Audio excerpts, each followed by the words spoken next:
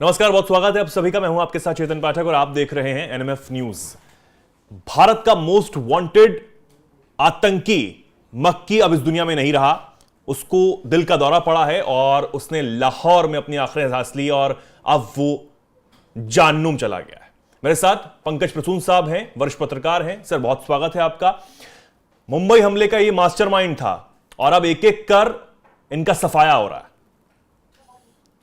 देखिए चेतन, मुझे पाकिस्तान से आई खबरों पर यकीन तब तक नहीं होता जब तक कि भारतीय एजेंसियां उसकी पुष्टि नहीं कर देती।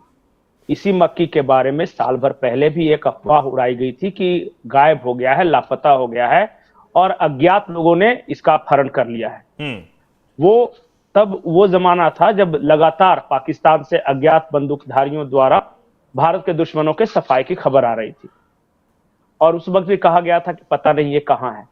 दरअसल 2023 में जब से मक्की के खिलाफ यूनाइटेड नेशन सिक्योरिटी काउंसिल ने बैन लगाया था और इसे ग्लोबल टेररिस्ट घोषित किया था, उसके बाद से ये तरह तरह के पैतरे आजमा रहा है। इसके जितने भी अकाउंट्स हैं वो सारे फ्रीज कर दिए गए थे। दुनिया को दिखाने के लिए पाकिस्तान ने इसे कुछ वक्त तक जेल में भी डाला था, शायद 6 महीने या 3 महीने डाला था और उसके बाद इसे छोड़ दिया था। इस वक्त जो भी खबर चल रही है भारतीय मीडिया में, समा टीवी है एक पाकिस्तान का, सबसे पहले उसने ये खबर दी कि लाहौर के एक अस्पताल में इनका निधन हो गया है, ये हार्ट अटैक से। लेकिन कौन सा अस्पताल था इस बारे में स्पेसिफिक बताया नहीं जा रहा है और जब तक ये नहीं पता चले कि कौन सा अस्पताल था, वहां के डॉक्टर कौन थे, जो मरने वाला शख्स मक्की ही था या उसका कोई, ये तब देखिए पाकिस्तान है, पाकिस्तान में कुछ भी हो सकता है। ये हाफिज सईद के बारे में भी पाकिस्तान में एक खबर उड़ाई थी। पाकिस्तान की आईएसआई ने पूरी दुनिया में एक खबर उड़ाई थी कि उसे जेल में रखा गया और पता चला कि वो स्वात वैली के एक इलाके में रह रहा था। तो सोचिए, जो पाकिस्तान सरकार पूरी दुनिया से झूठ बोल सकती है हाफिज सईद के बारे में कि उसे जेल में रखा गया और बाद में वो घूम रहा पाया जाता है, तो बताइए ये मक्की वक्की का क्या है। और जो सबसे महत्वपूर्ण बात है कि भारत को इससे कोई फर्क नहीं पड़ता कि हाफिज सईद मर गया, मक्की मर गया या इस जैसे कितने भी कीड़े कुलबुला रहे हैं पाकिस्तान में वो मर जाए। देखिए, ये जो हाफिज सईद, मक्की दूसरा पैदा कर लेगा आईएसआई, ये ऐसे भी बूढ़े हो चुके हैं, अब किसी काम के नहीं है। ये दरअसल एक विचारधारा है, एक सोच है और विचारधारा ये है कि पाकिस्तान के विदेश नीति का ये अहम हिस्सा है टू एक्सपोर्ट टेररिज्म। वो क्या करते हैं, जैसे भारत जैसे देश या अमेरिका जैसे देश अपने डिप्लोमेट्स अपॉइंट करते हैं या ट्रेड एंड कॉमर्स के थ्रू दूसरे देशों पर प्रेशर बनाते हैं या बातचीत या नेगोशिएशन करते हैं, उसी तरह एक टूल है पाकिस्तान के लिए टेररिज्म। वो क्या करता है, आतंकवादियों को तैयार करता है, दूसरे देशों में भेजता है और फिर बार्गेन करता है। उसके विदेश नीति का अहम हिस्सा है। तो ये आज हाफिज सईद मर जाए, ये मक्की मर जाए, कल को कोई और पैदा कर लेंगे, ये दाऊद मर जाए, इससे पाकिस्तान को कोई फर्क नहीं पड़ता और भारत को भी नहीं पड़ना चाहिए। बिल्कुल। ये क्या है, 4 इस तरह के मक्की, और मैं बता रहा हूं इनमें से कई आतंकियों को आप देखिएगा जो अपने अंतिम समय में रहेंगे, जब इनका इस्तेमाल हो चुका होता है, इनका शरीर, इनका दिमाग जब काम नहीं कर रहा होता है, तो यही आईएसआई इन्हें दूध में पड़े मक्खी की तरह निकाल कर फेंक देती है। ये गुमनाम और बहुत खराब जिंदगी जीते हैं अंतिम में। ये जिन 72 हुरों के इंतजार में पूरी जिंदगी पाप करते हैं ना, अंत में इस लायक नहीं बचते कि उस 72 हुरों के साथ कुछ कर सके। आप देखिएगा, कभी जो पुराने आतंकी हैं उनसे कभी पूछिएगा, बीबीसी ने एक इंटरव्यू लिया है, इस्तेमाल किया जाता है इनका। और ये बस वहां के पाकिस्तानी जो आईएसआई है उनके लिए इस तरह के टूल्स हैं, ये छोटे मोटे टूल्स हैं। लेकिन ये दाऊद इब्राहिम, भारत के लिए भी, हालांकि भारत को कोई फर्क नहीं पड़ता और क्यों ही पड़ेगा, ऐसे आतंकी रोज मारे जाते हैं और रोज मारे भी जा रहे हैं, भारतीय सेना उनके ठिकाने लगा रही है।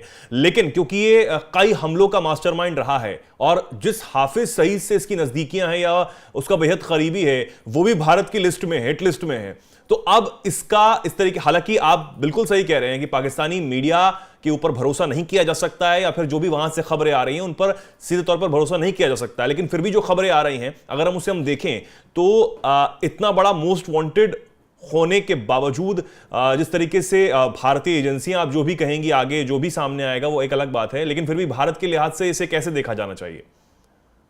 देखिए, भारत की कूटनीतिक जीत या भारत के फॉरेन पॉलिसी की जीत तो उसी वक्त हो गई थी जब यूनाइटेड नेशन सिक्योरिटी काउंसिल में इस मक्की को अंतर्राष्ट्रीय आतंकवादी घोषित किया गया था। और उस वक्त चाइना भी था वहां पे। चाइना के ऑब्जेक्शन के बावजूद बाकी सारे देश इसे ग्लोबल आतंकी घोषित करने के लिए एकमत थे। और उसके बाद ये हाफिज सईद, ये मक्की, इसके सारे अकाउंट्स फ्रीज कर दिए गए थे। पाकिस्तानी सरकार पर यह दबाव था कि इन दोनों के खिलाफ कार्रवाई करवाओ। ये जमातुल दावा जो संगठन चलाता था उसके ऊपर कई तरह के प्रतिबंध लगाए गए थे। ये बहनोई है हाफिज सईद का, और ये सेकंड डिप्टी चीफ है वहां का। हाफिज सईद है, उसके बाद इसका पोजीशन आता था मक्की का। इन दोनों को अब इस लायक अंतर्राष्ट्रीय समुदाय ने और यूनाइटेड नेशन सिक्योरिटी काउंसिल ने छोड़ा नहीं था कि ये कुछ कर सके। फाइनेंशियली इन्हें तोड़ा जा चुका था। पाकिस्तान के लोग इनकी सुनते नहीं थे। आईएसआई के लिए ये बोझ बन चुके थे। इन्हें पालना पोसना मतलब समझिए कि अब सिर्फ पालतू था वो। और इसलिए इन्हें कभी जेल के अंदर रखा जाता था, कभी जेल से बाहर निकाल दिया जाता था। ये उस दौर के लोग हैं जो कि पाकिस्तान के उस डॉक्ट्राइन की ये प्रोडक्ट हैं जिस डॉक्ट्राइन के तहत भारत को 1000 कट्स देने की योजना बनी थी।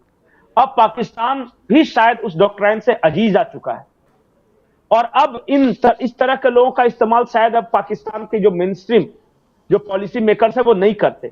अब ये बचे खुचे अवशेष हैं उस खंडहर के, इमारत के। और तो इसी के साथ मरे जिए जैश-ए मोहम्मद का चीफ मसूद अजहर को लेकर भी जो पिछले दिनों से खबरें चल रही हैं कि उसको भी हार्ट अटैक आया। अब आप देखिए कि पूरी जिंदगी जिस आतंक के साथ ये लोग काटते रहे और अपने आप को बताते रहे कि हम जिहाद कर रहे हैं, हम उन भारतीय मुसलमान या फिर दुनिया भर के मुसलमानों के बेहद हितैषी हैं, उनकी इस तरह मौत हो रही है, कोई पूछने तक नहीं आ रहा। नहीं, मुझे एक शक और है कि कहीं इस्तेमाल हो चुके हैं ये। अब पाकिस्तान ने अपनी पॉलिसी चेंज कर दी है। कहीं ऐसा तो नहीं कि आईएसआई ही इन्हें एलिमिनेट करवा रही है एक एक करके। ये पिछले 2 सालों से आप देखिए पैटर्न, ये जो अज्ञात बंदूकधारी हैं, ये मुझे तो ऐसा लगता है कि ये आईएसआई के ही एजेंट्स हैं, और ऐसे लोगों को वो एलिमिनेट कर रहे हैं जो कि बाद में पाकिस्तान का नाम खराब कर सकते हैं कहीं। जिस तरह अफगानिस्तान के तालिबान से पाकिस्तान के रिश्ते में कड़वाहट आई है, और ये सारे लोग जो एलिमिनेट हो रहे कहीं ना कहीं पाकिस्तानी तालिबान से जुड़े हुए हैं।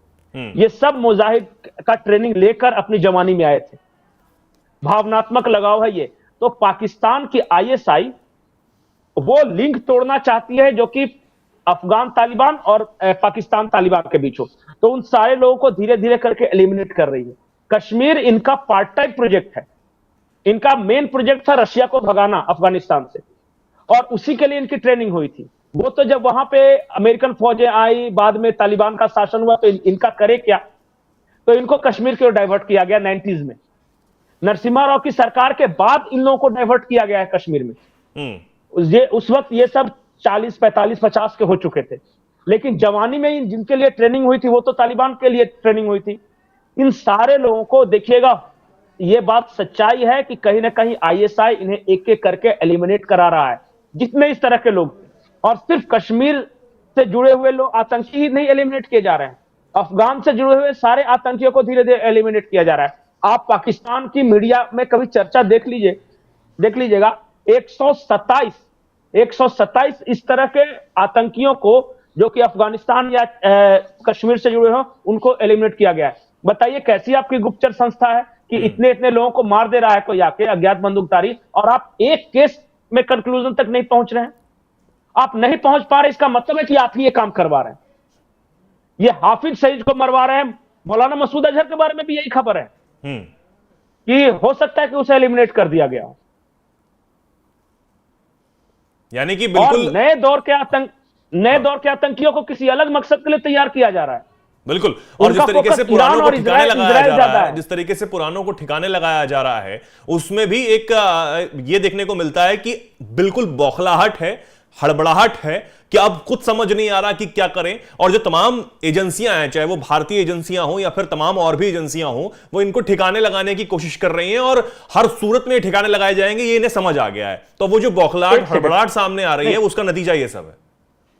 चेतन, अगर इन्हें एलिमिनेट करना होता ना तो हाँ। भारतीय एजेंसियां इन्हें इनकी जवानी में एलिमिनेट करती। हाँ। ये अंतिम दिनों में सारे लोग मारे जा रहे हैं, पाकिस्तान करवा रहा है, यकीन मानिए आईएसआई के सारे गुंडे वो कर रहे हैं, जो उनके लड़के हैं उनका ये काम है।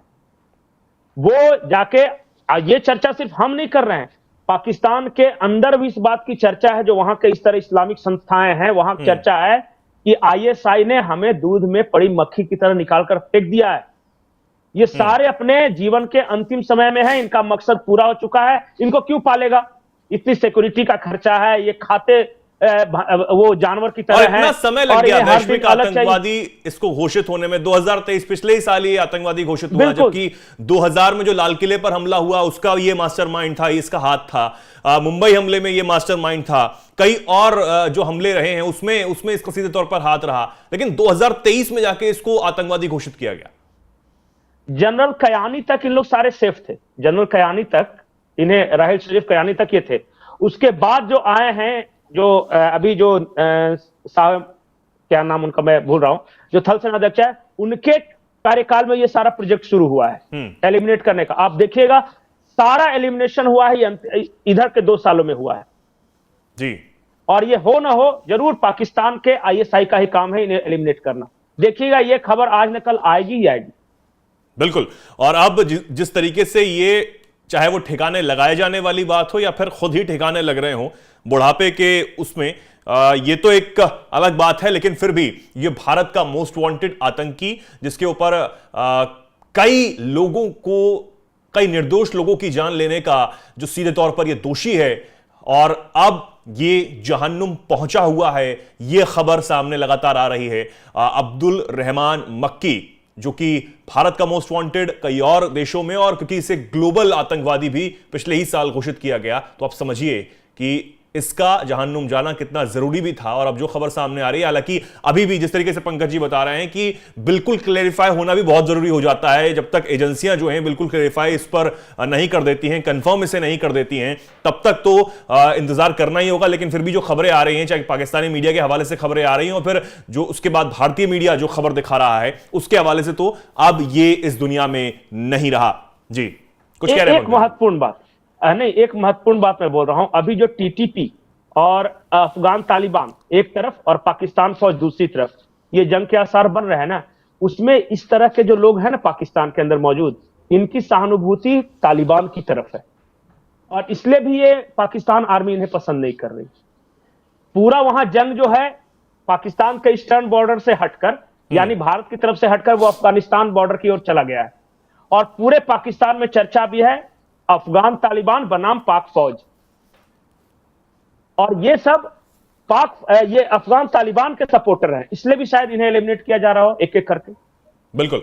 और अब ठिकाने तो ये लगाए जा रहे हैं, अब हमारे दर्शक इस पर क्या कुछ कहना चाहेंगे वो बताएंगे। और बहुत बहुत धन्यवाद फिलहाल के लिए पंकज जी, आपका हमारे जुड़ने के लिए, और ऐसे ही जुड़े रहिए हमारे साथ, देखते रहिए एनएमएफ न्यूज। नमस्कार।